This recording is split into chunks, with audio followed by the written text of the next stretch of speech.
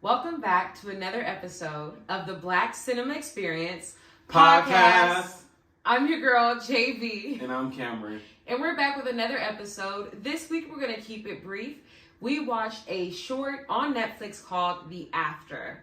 The After had a all-star cast of actors and directors. Go ahead and tell us a little more about that, Cameron. Well, it's directed by black men, Masan Harriman and John Julius Shawback, and then led by the wonderful David Oyewolo. Oyewolo. It's Oyewolo. Oyewolo. I don't know why I got tongue tied right there. It's okay.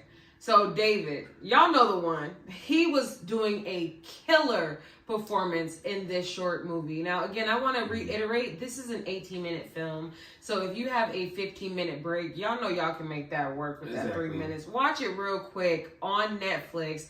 Now, in short, Cameron, how did this movie make you feel? It made me feel stressed. I was depressed with our character because it was a very action-packed, intense, traumatic event early on, and then having to deal with the aftermath of that. I think it was a really good journey, even though it was only 18 minutes. Period. Seeing scenes this traumatic really have a really quick, deep impact on you, where you immediately understand, okay, there's terror, there's trauma, there's love, there's innocence, there's fragility. In this short film, we get to see a man experience a ton of emotion. So again, shout out to David Oyewolo, right? Yeah, you said it right. For being such a dynamic actor, having these levels of, seeing him as a businessman, seeing him as a father, seeing him as a protector, seeing him as a emotional hurt person trying to grow, seeing him as just an everyday person on autopilot. To see a black man go through these levels of emotions through this really short film because of this traumatic experience. I mean, it was like a cheat sheet to a movie. Yeah. I mean, I don't need to be in the theaters for 3 hours. You can give me 18 meaningful minutes of every moment mattering, and I'm there for it.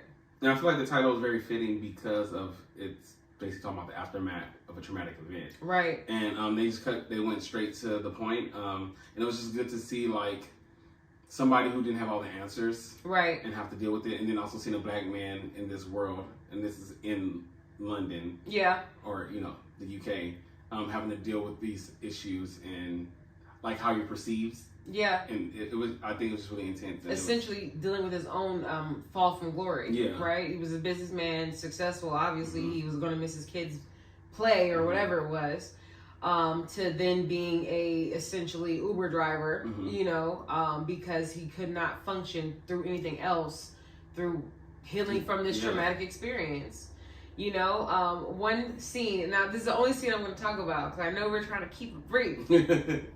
But the one scene is obviously the most traumatic scene. Again, this is a spoiler, so I hope you've seen it already. It's only 18 minutes, so go pause this and watch it, then come back so we can talk about it, because you're going to cry, and I'm here for you. Exactly, but this is your spoiler alert. Spoiler alert. Spoiler alert. I'm going to put that on the screen, too. Spoiler alert.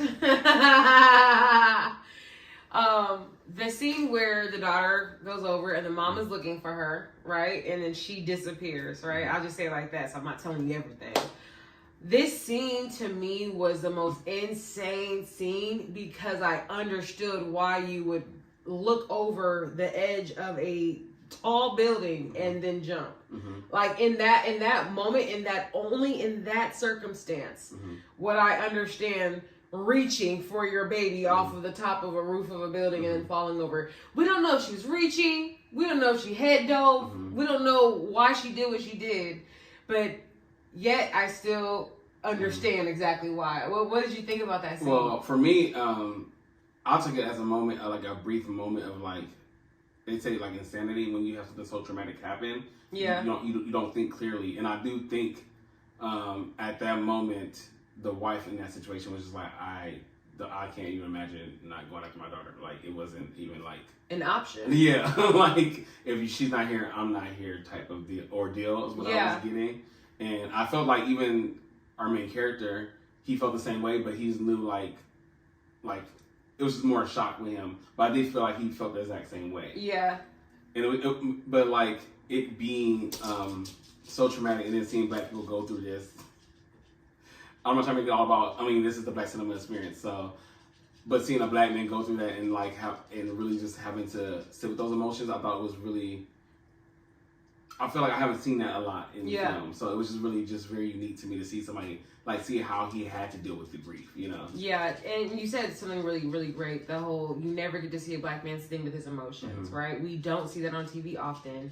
So for this short film to be like, yo, in 18 minutes we're about to show you black men experiencing things. Exactly. I'm like, I could use a 3-hour movie of black men feeling emotions because we don't see it in real time, and when we see it on TV, it's always for some other purpose, right? We see black men having emotions when they need to serve revenge. Yeah. We see black men having emotions when it's about love, but we don't see them having emotions like in general dealing with life's actual, you know, dealing with trauma, dealing with tragedy. We don't see that enough where they're just being emotional. And even in that, you know, it's like we were with him that the release of his emotions, it was insane. How it was like, okay, I'm just exploding with feeling now. I don't even know what to do with myself. I just have to let it all out. Now I look crazy, but if you knew my story, kind of thing. And I like how it shows that there's like no right or wrong way to like express your healing. I feel like it wasn't necessarily, he wasn't doing anything necessarily negative. I mean, there were negative aspects, but like, I can't say it was wrong how he was handling his emotions, you know. And I feel like that's a good thing to show because nobody knows how you're going to respond to losing your family at the same time. Period. You know, and period. And then also just seeing like this aftermath when he interacts with another family, and then it's like similar to his family, you know, another man, a wife, and a daughter. Yeah. And then him not having that anymore, seeing how he dealt with that. And I feel like also him being a black man in this situation, it kind of threw people off like, you know, why is this man acting this way around, you know, my wife and my daughter, you know, another black man seeing this. Breaking stereotypes. It's not the usual black man that we would see, but it's definitely the black man that exists. Yes. And that we need to actually start acknowledging. So, because, you know, we want healed black men. You know, a lot of people complain about the state of black men, and we're not doing the work to get them healed. Because, again, when we put them in movies, a lot of times when I see them and having emotions, it's because we've over-romanticized them. Yeah. So they're having these emotions in these films that even in the real world, you're not really experiencing this side of black men. You're not experiencing these black men that are so emotionally aware, that are always like, you know, considering you. And like, it's like they romanticize and make them the main character. So just to see a black man have these flaws, right? Flaw, like not going to go to his daughter's banquet, but still making it work out, but still dancing with his daughter. Like, to see this black man have these layers, it was just an excellent quick watch.